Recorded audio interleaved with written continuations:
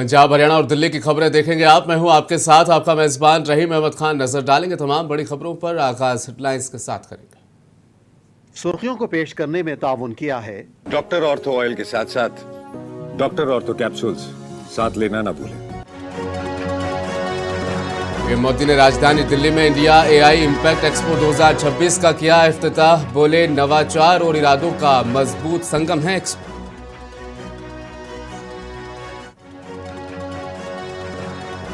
दिल्ली के सीएम रेखा गुप्ता की यमुना पार वासियों को बड़ी सौगात। बोली, यमुना पार का विकास करना उनकी सरकार की प्राथमिकता।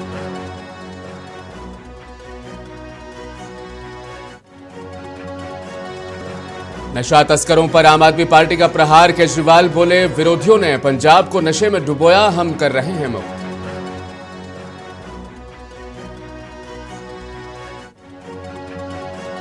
पंजाब के जिस अस्पताल में भर्ती है सीएम मान, उसे और 16 स्कूलों को बम से उड़ाने की मिली धमकी। मचा हड़कंप।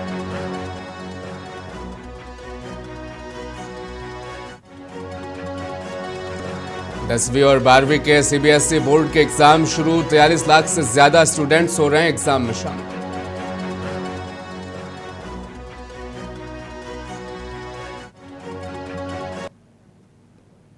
प्रधानमंत्री नरेंद्र मोदी ने राजधानी दिल्ली के भारत मंडपम में जारी इंडिया एआई इम्पैक्ट एक्सपो 2026 को नए विचारों, नवाचार और इरादों का मजबूत संगम बताया है। उद्घाटन समारोह की मुख्य बातें साझा करते हुए पीएम मोदी ने कहा कि इस एक्सपो ने पूरी दुनिया के हित में आर्टिफिशियल इंटेलिजेंस के भविष्य को आकार देने में भारतीय प्रतिभा की क्षमता को उजागर किया है।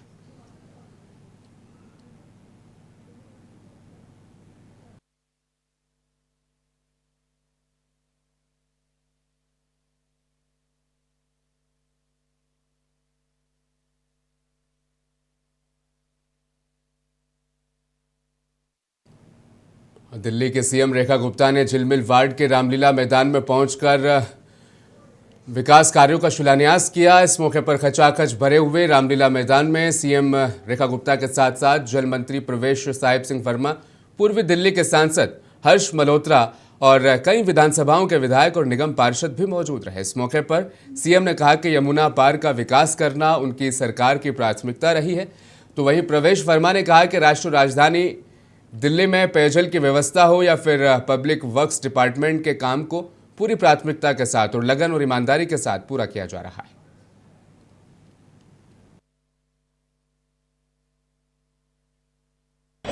अपने क्षेत्र के विकास के लिए दिन रात लगे रहते हैं। साथियों, वर्षों से आपके इस शादरा विधानसभा के विधायक के रूप में आपने एक शख्सियत को देखा जो बड़े ऊंचे पद पे थे। अगर इतने ऊंचे पद पे थे सरकार में, मैं आपसे पूछना चाहती हूं, क्यों आपकी गलियां नालियां आज तक नहीं बनी? क्यों सड़कें आज तक टूटी पड़ी हैं? क्यों बच्चों को अच्छे स्कूलों के लिए मोहताज होना पड़ रहा है? क्यों इस क्षेत्र में कोई भी अच्छा अस्पताल नहीं है? क्या इस बात का कोई जवाब है? राम मंदिर किसने बनाया? तो मुझे सामने से बैठे व्यक्ति ने कहा कि नरेंद्र मोदी जी ने बनाया, प्रधानमंत्री ने बनाया। मैंने कहा उनके आशीर्वाद से तो बना ही, मगर राम मंदिर में सबसे बड़ा जो सहयोग है वो उन सारे भारतवासियों का है जिन्होंने 2014 में कमल का बटन दबाया। कमल का बटन नहीं दबाते तो राम मंदिर शायद आज भी हमारा सपना होता। आज जो 1075 करोड़ रुपए की योजनाओं का यहां से शुभारंभ हो रहा है, और केवल आज ही नहीं, पीछे 6 महीना पहले सेवा पखवाड़ा चला था, तब भी रोज हजारों, हमारी मुख्यमंत्री जी रोज हजारों करोड़ की योजनाओं का शुभारंभ करती थी, और पिछले 10 दिन से आप देख रहे होंगे रोज हजारों करोड़ की योजनाओं का शुभारंभ हो रहा है। आम आदमी पार्टी ने साकेत के एक निजी स्कूल के द्वारा फीस में इजाफा करने पर विरोध प्रदर्शन किया।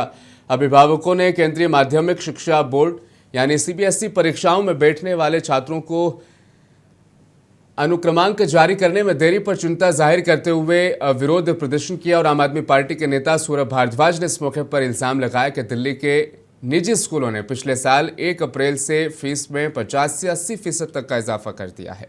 उन्होंने कहा कि भारतीय जनता पार्टी की क़यादत वाली सरकार ने फीस इजाफे की वापसी सुनिश्चित कराने के लिए एक नया कानून लाने का वादा किया था, लेकिन अब तक किसी भी स्कूल ने कोई भी राशि वापस नहीं ली।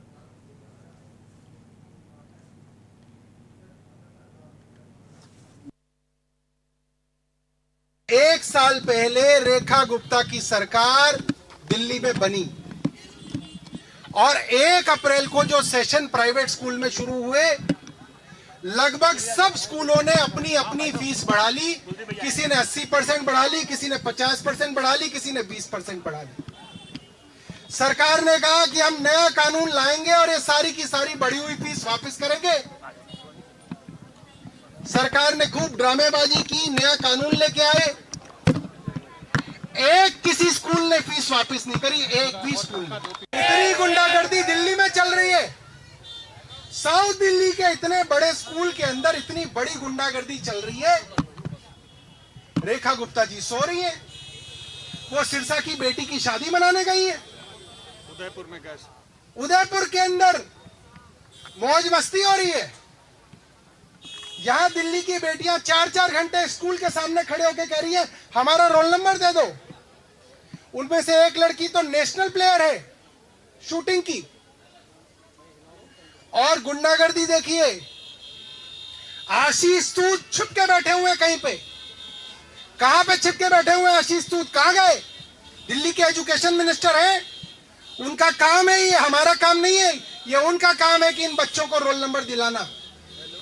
और स्कूलों की इतनी गुंडागर्दी चल रही है कि स्कूल रोल नंबर रोक के बैठे कि बढ़ी हुई फीस नहीं दोगे तो तुम्हारे बच्चों का रोल नंबर नहीं देंगे। सोचिए। पंजाब पुलिस मुख्यालय में उस समय हड़कंप मच गया जब एक अस्पताल जहां पर राज्य के सीएम यानी भगवंत मान भर्ती हैं और उस अस्पताल को और अन्य 16 स्कूलों को बम से उड़ाने की धमकी मिली थी। मेल से यह धमकी मिलने के बाद आनंद फानंद में बम निरोधक दस्ता और अतिरिक्त सुरक्षा बलों को इन जगहों पर भेजा गया। जांच पड़ताल में बम से संबंधित फिलहाल ऐसा कुछ भी नहीं मिला। ये धमकी शरारती तत्वों ने दी या इसके पीछे कौन लोग हैं, इसका पता लगाने की फिलहाल कोशिश की जा रही है। पंजाब में स्कूलों और सरकारी संस्थानों को उड़ाने की धमकी ने पुलिस की चिंता बढ़ा दी। पुलिस अलर्ट पर है। इस बीच खबर यह भी आ रही है कि मोहाली के फोर्टिस अस्पताल को उड़ाने की धमकी मिली, जहां पर पंजाब के सीएम भगवंत मान अभी भर्ती हैं और उनका इलाज चल रहा है। इस खबर के बाद मोहाली पुलिस भी अलर्ट पर है और फोर्टिस अस्पताल के बाहर पुलिस तैनात कर दी गई है। इसके साथ ही बम डिस्पोजल स्क्वाड मौके पर पहुंचकर जांच कर रहे हैं। मोहाली के एसपी दिलप्रीत सिंह ने कहा, यह फोर्टिस स्कूल के ईमेल पर धमकी का पुराना पैटर्न है। इसमें कहा गया है कि स्कूल और फोर्टिस हॉस्पिटल में ऐसा ही बम धमाका होगा। ईमेल में सीएम भगवंत मान का भी जिक्र है। इसके बाद बम निरोधक दस्ता और दूसरी सिक्योरिटी फोर्स तैनात कर दी गई है।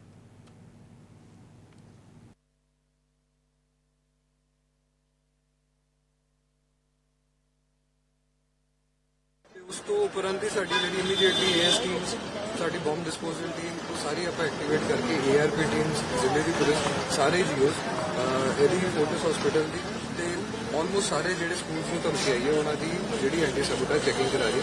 ਜਿਹੜੇ ਨਾਨ ਐਸੈਂਸ਼ੀਅਲ ਸਰਵਿਸਿਜ਼ ਉਹਨਾਂ ਨੂੰ ਹੀ ਹੋਲਡ ਕੀਤਾ, ਐਸੈਂਸ਼ੀਅਲ ਸਰਵਿਸਿਜ਼ ਆਪਾਂ ਕੋਈ ਹੋਲਡ ਨਹੀਂ ਕੀਤੀ। ਮੈਂ ਤੁਹਾਨੂੰ ਦੱਸਣਾ ਚਾਹਾਂਗਾ ਪਿਛਲੀ ਵਾਰ ਵੀ ਜਿਹੜੀ ਕਾਲ ਆਈ ਸੀ ਉਹਦਾ ਆਪਾਂ ਜਦੋਂ ਟੈਕਨੀਕਲੀ ਇਨਵੈਸਟੀਗੇਟ ਕੀਤਾ ਸੀ, ਆਈਪੀ ਜਿਹੜਾ ਯੂਐਸਏ ਦਾ ਆਇਆ ਸੀ, ਜਿਹੜੀ ਰਿਕਵਰੀ ਈਮੇਲ ਉਹ ਬੰਦ ਲੱਗੀ ਗਈ ਸੀ। ਸੇਮ ਹੀ ਪੈਟਰਨ ਤੇ same IP same email address use ਕਰਕੇ ਇਹ ਜਿਹੜੀ ਥ੍ਰੈਟ ਕਾਲ ਫਿਰ ਤੋਂ ਹੋਈ। ਪਿਛਲੀ ਵਾਰ ਵੀ ਫਾਲਸ ਨਿਕਲੀ ਸੀ, ਇਸ ਵਾਰ ਵੀ ਸਾਨੂੰ ਕੋਈ ਵੀ ਇਦਾਂ ਦੀ ਚੀਜ਼ नहीं मिली, बट क्योंकि ये जीरो एरर होता है इसलिए। पंजाब के मोगा जिले के गांव किल्ली चहल में बीती शाम आम आदमी पार्टी की ओर से युद्ध नशियां विरुद्ध अभियान के दूसरे फेज की मेगा रैली आयोजित की गई, जिसमें पंजाब के सीएम भगवंत मान और दिल्ली के पूर्व सीएम और आम आदमी पार्टी के नेशनल कन्वीनर अरविंद केजरीवाल भी शामिल हुए। रैली में सीएम मान ने सभी को नशे के विरुद्ध लड़ने की शपथ भी दिलवाई। राजनीतिक दृष्टि से रैली बेहद अहम मानी जा रही है। किल्ली चहल गांव को अकाली दल और कांग्रेस के लिए लकी माना जाता रहा है। ऐसे में यहां पर आम आदमी पार्टी की रैली को सियासी शक्ति के तौर पर देखा जा रहा है। कार्यक्रम के लिए विशाल पंडाल तैयार किया गया। करीब 1.5 लाख लोग इस प्रोग्राम में शामिल हुए।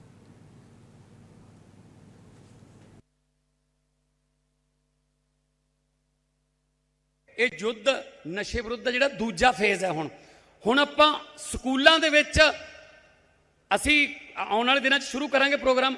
ਟੀਚਰਾਂ ਨੂੰ ਕਵਾਂਗੇ ਜਾਂ ਕੁਝ ਕਾਉਂਸਲਰ ਜਿਹੜੇ ਹੁੰਦੇ ਨੇ ਕਾਉਂਸਲਿੰਗ ਕਰਨ ਵਾਲੇ, ਉਹਨਾਂ ਨੂੰ ਲੈ ਕੇ ਜਾਵਾਂਗੇ ਕਿ ਮਾਪਿਆਂ ਨੂੰ ਵੀ ਬੁਲਾ ਕੇ ਉਹਨਾਂ ਤੋਂ ਪੁੱਛਾਂਗੇ ਕਿ ਬੱਚੇ ਤੇ ਥੋੜੀ ਜਿਹੀ ਨਿਗਾਹ ਰੱਖਿਓ, ਕਿਉਂਕਿ ਉਮਰ ਇਹੋ ਜਿਹੀ ਹੁੰਦੀ ਹੈ, ਉਹ ਕੋਰੇ ਕਾਗਜ਼ ਵਰਗੀ ਉਮਰ ਹੁੰਦੀ ਹੈ, ਜੋ ਮਰਜ਼ੀ ਲਿਖ ਲਓ। ਉਹ ਉਦੋਂ ਯਾਰੀ ਦੋਸਤੀ ਦਾ ਵਾਸਤਾ ਪਾ ਕੇ ਵੀ ਚੱਲ ਤੂੰ ਕੋਈ ਨਹੀਂ ਥੋੜਾ ਜਿਹਾ ਇੱਕ ਵਾਰੀ ਚਿੱਟਾ ਲੈ ਲਾ, ਤੈਨੂੰ ਯਾਰੀ ਦੋਸਤੀ ਦੀ ਸਹੁੰ, ਐਦਾਂ ਕਰਕੇ ਵੀ ਕਈ ਘਰਾਂ ਨੂੰ ਪੱਟਿਆ ਉਹਨਾਂ ਨੇ। ਸੋ ਵੀਰੋ, ਅਸੀਂ ਬੱਚਿਆਂ ਨੂੰ ਤੇ ਮਾਪਿਆਂ ਨੂੰ ਦੋਨਾਂ ਨੂੰ ਸਮਝਾਵਾਂਗੇ ਕਿ ਜੇ ਬੱਚਾ ਐਦਾਂ ਦੀਆਂ ਕੋਈ ਉਹ 'ਚ ਨਿਸ਼ਾਨੀਆਂ ਨੇ ਕਿ ਉਹ ਘਰੋਂ ਮਤਲਬ ਜਾਂਦਾ ਹੈ, ਪਤਾ ਨਹੀਂ ਕਿੱਥੇ ਜਾਂਦਾ, ਥੋੜਾ ਨਿਗਾਹ ਰੱਖਣੀ ਪਊ। ਫਿਰ ਲੇਟ ਆਉਂਦਾ, ਕਿਹੜੀ ਸੰਗਤ 'ਚ ਬਹਿੰਦਾ, ਨਿਗਾਹ ਰੱਖਣੀ ਪਊ, ਕਿਉਂਕਿ ਮਾਪਿਆਂ ਤੋਂ ਵੱਧ ਹੋਰ ਕੌਣ ਜਾਣ ਸਕਦਾ ਹੈ। ਸਕੂਲ ਤੋਂ ਬਾਅਦ ਬੱਚਾ ਕਿੱਥੇ ਜਾਂਦਾ ਹੈ ਤੇ ਸਕੂਲ 'ਚ ਸਾਡੇ ਟੀਚਰ ਨਿਗਾਹ ਰੱਖਣਗੇ ਕਿ ਸਕੂਲਾਂ 'ਚ ਵੀ ਕਿਤੇ ਸ਼ੁਰੂ ਨਾ ਕਰ ਦਿੱਤਾ, ਕਿ ਆਪਾਂ ਆਉਣ ਵਾਲੀ ਪੀੜ੍ਹੀ ਨੂੰ ਜਿਹੜਾ ਉਹ ਨਸ਼ਿਆਂ ਤੋਂ ਬਚਾ ਲਈਏ, ਤਾਂ ਕਿ ਹੋਰ ਗਾਹਕ ਨਾ ਪੈਦਾ ਹੋਣ ਉਹਨਾਂ ਦੇ। ਜਦੋਂ ਗਾਹਕ ਹੀ ਨਾ ਮਿਲਿਆ ਫਿਰ ਕੀ ਕਰਨਗੇ, ਕਿੱਥੇ ਵੇਚਣਗੇ ਫਿਰ ਉਹ। ਸੋ ਇਸ ਕਰਕੇ ਵੀਰੋ, ਆਪਾਂ ਪੰਜਾਬ ਦੇ ਲੋਕ ਹਾਂ, ਆਪਾਂ ਤਾਂ ਕੁਰਬਾਨੀਆਂ ਵਾਲੇ, ਆਪਾਂ ਤਾਂ ਸਰਬੱਤ ਦਾ ਭਲਾ ਮੰਗਣ ਵਾਲੇ, ਆਪਾਂ ਤਾਂ ਸ਼੍ਰੀ ਗੁਰੂ ਗ੍ਰੰਥ ਸਾਹਿਬ ਜੀ ਨੂੰ ਸ਼ਬਦ ਗੁਰੂ ਸਾਡਾ ਉਹਦੀਆਂ ਪ੍ਰੇਰਨਾਵਾਂ ਤੇ ਚੱਲਣ ਵਾਲੇ ਬੰਦੇ। ਆਪਾਂ ਆਪਣੇ ਤੇ ਲਾਤਾ ਇਹਨਾਂ ਨੇ ਇਸ ਤਰ੍ਹਾਂ ਦਾ ਕਲੰਕ। ਕੋਈ ਗੱਲ ਨਹੀਂ। ਸੋ ਵੀਰੋ, ਆਪਾਂ ਪॉजिटिव रहना, ਆਪਾਂ दिल नहीं छड्डना। मोगांव में समारोह स्थल पर जमा हजारों की भीड़ से खिताब करते हुए अरविंद केजरीवाल ने कहा कि अकाली दल, भाजपा और कांग्रेस ने पंजाब को नशे के अंदर डुबो दिया था। जब से आम आदमी पार्टी की सरकार आई है, पंजाब को हम नशा मुक्त बना रहे हैं। विरोध युद्ध शुरू किया था। जब हमने नशे विरोध युद्ध शुरू किया था 1 साल पहले, लोगों को भरोसा थोड़ा कम था। उन्होंने पुरानी सरकारें देखी थी, उन्होंने देखा था पुरानी सरकारों में भी बातें बड़ी बड़ी होती थी, काम कुछ नहीं होता था। तो जब हमने नशे विरुद्ध युद्ध शुरू किया, लोगों में बहुत डर था। कोई सामने आके कुछ भी बताने के लिए तैयार नहीं था, कोई तस्करों की जानकारी देने के लिए तैयार नहीं था। उनको लगता था कि उनके परिवार के ऊपर उनको डराया जाएगा, धमकाया जाएगा, उनके परिवार को तंग किया जाएगा। लेकिन पिछले 1 साल में जिस तरह से पुलिस ने नशे तस्करों को पकड़ा है, जगह जगह से नशा पकड़ा है। अभी आपको बताया गया कि 2000 किलो से ज्यादा नशा पिछले 1 साल में पकड़ा गया है। जिस तरह से नशा बेचने वालों के बड़े बड़े बंगलों के ऊपर बुलडोजर चलाए गए हैं, जिस तरह से बड़े बड़े तस्कर पकड़े गए हैं, इतने बड़े लोग पकड़े गए जिनके नाम से पहले लोग कांपा करते थे, तब लोगों को धीरे धीरे भरोसा होने लगा कि ये आम आदमी पार्टी की सरकार है, ये भगवंत मान की सरकार है, ये डरेंगे नहीं किसी से। तब उनको लगने लगा कि पहली बार पंजाब में नशे के विरुद्ध जबरदस्त युद्ध छिड़ा है। और आज जितनी बड़ी संख्या में लोग इकट्ठे हुए हैं इस युद्ध में भाग लेने के लिए, इससे यह साफ जाहिर होता है कि अब जनता का विश्वास, जनता के मन से डर निकलने लगा है, जनता सामने आ रही है और जनता का विश्वास सरकार के ऊपर और पुलिस के ऊपर बनने लगा। हरियाणा के खेल राज्य मंत्री गौरव गौतम ने सीवर लाइनों की सफाई के लिए 3 करोड़ की 4 सुपर सुकर मशीनों का उद्घाटन किया। यह पहल शहर की स्वच्छता और जल निकासी व्यवस्था को मजबूत करने की दिशा में एक खास कदम है।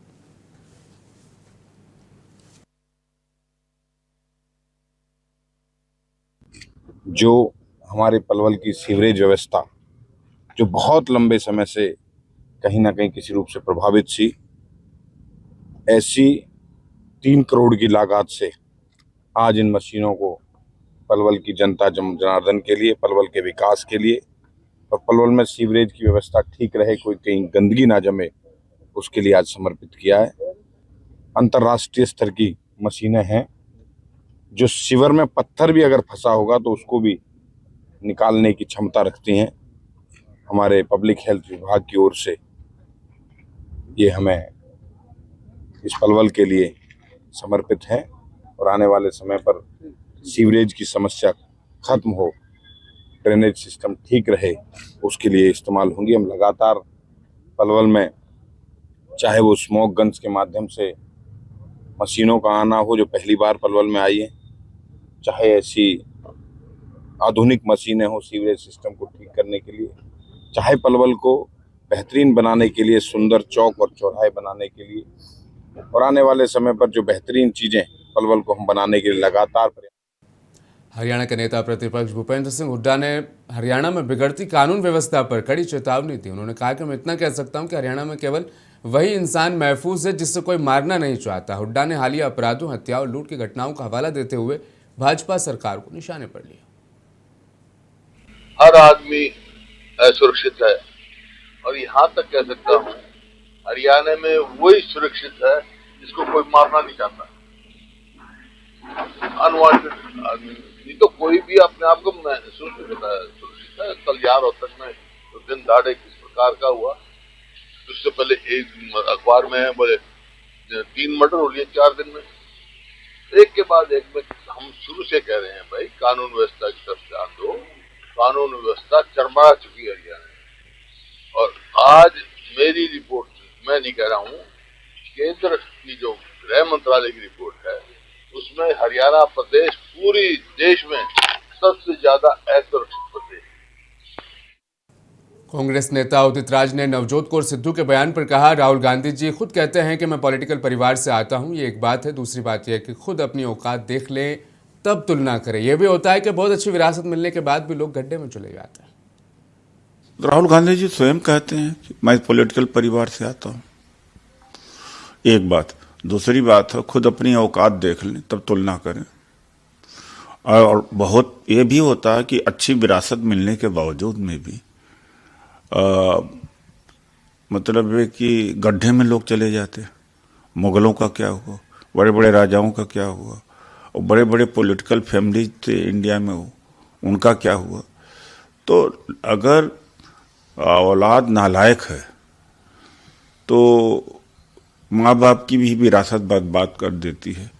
राहुल गांधी जी लायक, वरना नालायक औलाद जो अपने पूर्वजों की संपत्ति होती, धरोहर होती है, उसका बर्बादी कर देता है, लेकिन राहुल जी बचा रखा है। केंद्रीय मंत्री अश्विनी वैष्णव ने इंडिया एआई इम्पैक्ट समिट 2026 पर कहा, चाहे खेती हो या हेल्थ केयर हो, इनमें एआई का इस्तेमाल होने लगा है और आने वाले वक्त में भारत विश्व को एक नया मॉडल देगा कि किस तरह से एआई का इस्तेमाल करके हेल्थ केयर में बिल्कुल नए तरीके से काम किया जा सकता है। जी, एग्रीकल्चर हो, हेल्थ केयर हो, इन सब में एआई का बहुत उपयोग होने लगा है और आने वाले समय में भारत एक नया मॉडल देगा विश्व को कि किस तरह से एआई का उपयोग करके हेल्थ केयर में एक टोटली नए तरीके से काम किया जा सकता है।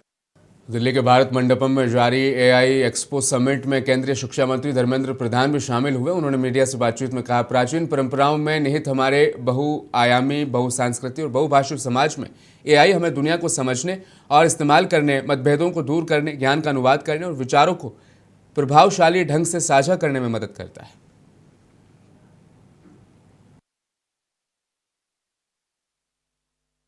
नई आयाम को बनाए, हमें टीम वर्क और बढ़ाएं। हम लोग यूनिवर्सिटी, स्टार्टअप्स, बिग कंपनी के साथ एक बिग पिक्चर बनाएं। हमारे सामने आने वाले दिनों में भारत की यंगस्टर्स, भारत की नई पीढ़ी एक AI led, AI driven global knowledge centre बनेगा। इस शुभेच्छा के साथ आप सबको इस पैनल डिस्कशन में, बड़ा इमीडिएट पैनल यहां बना है, मैं पैनलिस्ट को आभार प्रकट करता हूं। हरियाणा के हांसी जिले की रहने वाली निजी बैंक एचडीएफसी की महिला बैंक कर्मी के बहादुरगढ़ में देर रात गला रेतकर उसकी हत्या कर दी गई। महक नाम की बैंक कर्मचारी गुरुग्राम में काम करती थी। घटना के समय वह अपने पति अंशुल के साथ कार से गुड़गांव जा रही थी। फिलहाल घटना की जांच पुलिस कर रही है। बताया जा रहा है कि युवती प्रेग्नेंट भी थी। यह भी बताया जा रहा है कि गले में कैंची से वार कर महक की हत्या की गई। अहम बात यह है कि फिलहाल अब तक पति पर हत्या का शक है।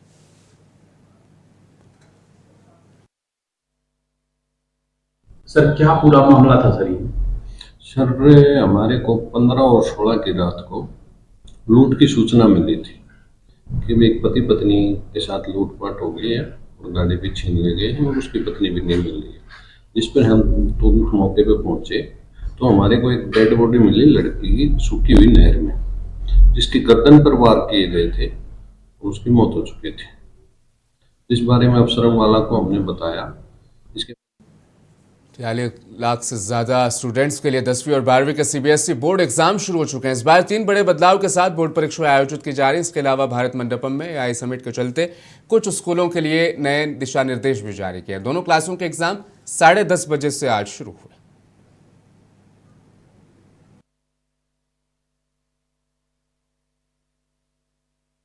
देखिए, पेपर बहुत इजी था। मैथ्स का पेपर था, मेरी स्टैंडर्ड थी, पेपर सही था और पिछले साल के पेपर से बहुत ज्यादा इजी था इस बार का पेपर। शुरुआत में जब मतलब नाम लिखते वक्त थोड़ा सा लगा कि नहीं मार्क्स की थोड़ी टेंशन होगी, बट जब अपने आप पेपर जब लिखने लगा तो फ्लो में अपने आप वो लग गया कि नहीं अब पेपर अच्छा जाएगा अपने आप। एयरफोर्स बाल भारती आज मैथ्स का पेपर था एंड पेपर मॉडरेट था, इतना मुश्किल भी नहीं था।